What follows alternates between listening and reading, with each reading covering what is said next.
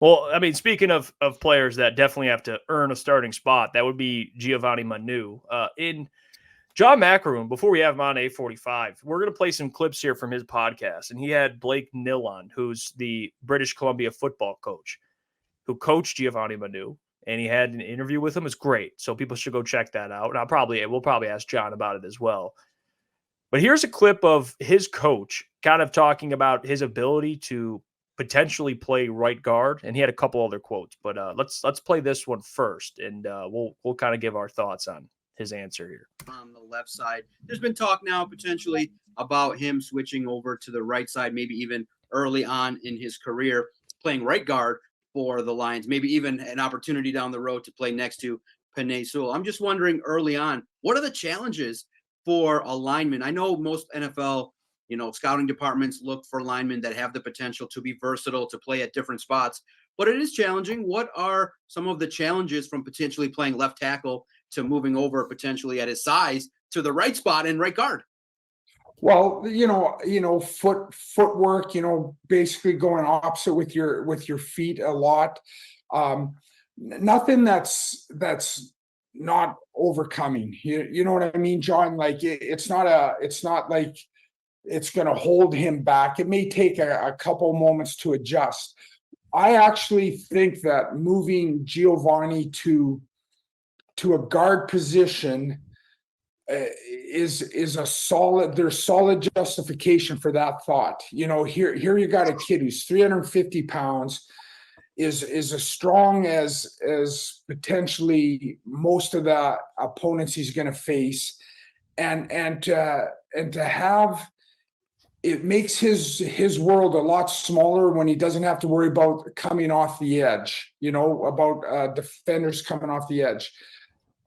It just depends, what their plan is. But we played Giovanni at left guard in 2022 because of more of a need along the line, and he was pretty dominant, putting that big of body in that confined space. I mean, you heard the man. He played a little bit of guard. He played a little left guard action. Giovanni Manu. Yeah. No gut. No gut. I'll keep saying it. Does not just pure athlete. Just a pure athlete. Dog. Yeah, let's play this clip and then dominate LeBron. We'll kind of give our thoughts. But this is also Coach Nill on when he realized that Giovanni could play in the NFL. No, this one's good too. But check this one out. Of his development, did you get a sense that he could play football at the NFL level, and what gave you those signs? John, I talked to him, and we had another young man, Theo Benedict, who was highly touted to be on draft. I signed with Chicago almost immediately after the draft as an undrafted free agent. I sat them both down in 2019. Explain to them in my experience and in the length of my career, I haven't come across many young men like them. Like we've put kids in the NFL before. I've put offensive linemen in the NFL. I actually have another one that's on the Dallas roster right now. And I explained to both Theo and Giovanni that they're just different. They're at a higher level of athleticism, a higher level of length. Their motivation, I thought, was incredible for 18 and 19-year-old men. And it wasn't rocket science that their potential was huge. And Giovanni just lived up to his potential. And that's what's got him through the last 3 years and has put him on stage where he's at now. I mean, you heard the guy. I mean, he knows ball. I mean, definitely knows some ball there. And he talked about Giovanni playing some left guard because of a need there. I mean, he had some injuries, and he's right. He's a freak of nature. He's wildly athletic. I'll say it again: 6'8", 350, no gut. I didn't see one. I mean, the guy could have a 6-pack at 6'8". I don't know. He could have an 8-pack. But I'm excited. He's probably, I mean, if we're being honest in terms of competing, he's probably 2 years away. But that I can't wait. I don't want an injury. I want to make that very clear. But if there's an opportunity, Come on, Jeff. I'm stopping you. I'm Don't stopping do you. it, I'm Jeff. stopping. Don't do it. No. Don't do it.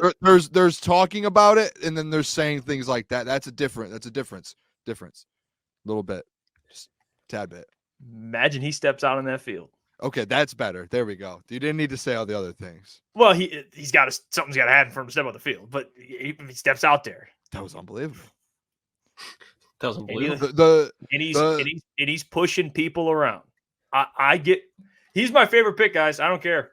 I'm with you on that, Jeff. Favorite The best part with it too is I think with Giovanni Manu and same with like Christian Mahogany, they're coming in to the number one offensive line in the NFL. They're about to, and it's not like just like, oh, these are like 4 or 5 just absolute animal depth, or not depth, but animal veterans on this offensive line that have been in the league now, and they know what it takes to kind of become that starter. And on the top of it, Hank Fraley, one of the best offensive line coaches in the NFL. So those guys are stepping into probably one of the best situations that you would want to step into in the NFL if you are an offensive lineman.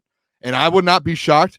I think what's going to happen, Jeff, is I think Mahogany ends up starting before Giovanni, and I think he takes Kevin Zeitler's job next year.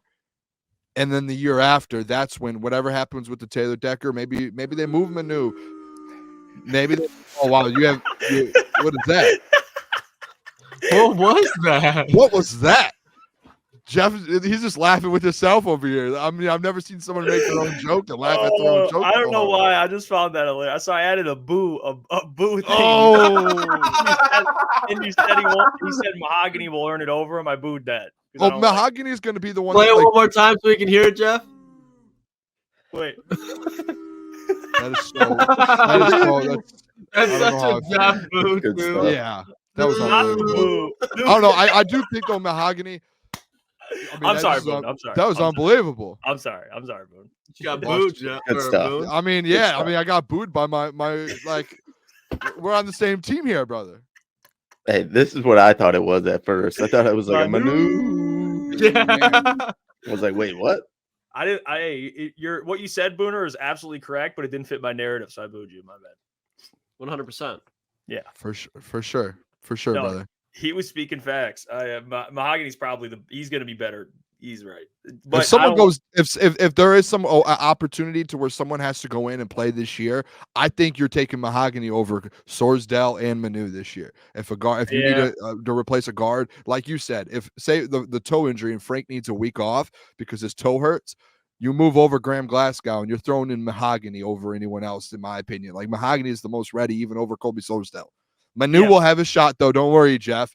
You didn't need to boo me. If you let me finish my sentence, I was going to say Manu is going to be a starter in 2 years, 3 years down the line. I like that. That was a premature boo. I'm going to be honest. I haircut's had that not drop for messed a up. week. I just didn't know when to use it. And that one, I thought I knew you'd handle it. So I wanted to see your reaction. You were so lost. You're like, what the hell is that? Just booing me. I love the boo, man. That's funny. I remember. Don't forget, I learned how to use the sound. Yeah, hey, bites you now, boo me so all you. I think it's PD funny. Booner. I didn't know we had a boo. I didn't know we had an Boo option. Doc. I'm gonna make sure I boost someone. No. Yeah, boo Doc. boo. No, you're right, Boone. Mahogany's a better because he played a game in Boston College. He played against better competition. You know, like he did. So he's more. He's It is projected weird. to go like second round too. It's not anything against Yeah. Manu. I think he's got a lot of potential, and Hank Fraley will unlock that over the 2 years. Christian Mahogany is more ready at this time. That's all it is. Yeah, it's not a bad thing at Can all. someone explain to me how the draft works a little bit here? Just like teach me like a second grader on how Christian Mahogany got drafted 6th and he's the more ready pro, and Manu got drafted in the 4th round and he's going to take 2 or 3 years. I guess it's the potential, but it's just because he was a projected 7th round, I believe, like 6th, 7th round, and Mahogany was the projected 3rd, 4th round, and we just opposite. I don't know. It's just really interesting to me how that worked out. I think in the third round, Booner, that's where I think, and even fourth, you reach for ceilings. But then when you get to like rounds 5, 6, and 7, there's a lot of light bulbs as far as NFL GMs, but not all of them are the brightest. And I think that's where Brad, just like I said, he just lets them mess up. He lets them fuck up. He lets a Wingo even fall. He's like, yeah, we can get him. But they're not taking him now. They're probably not ever going to take him in general because they're sitting on the board in the fourth round. They're just passing out. Right. So And I he think Brad snaps them. just Takes their souls.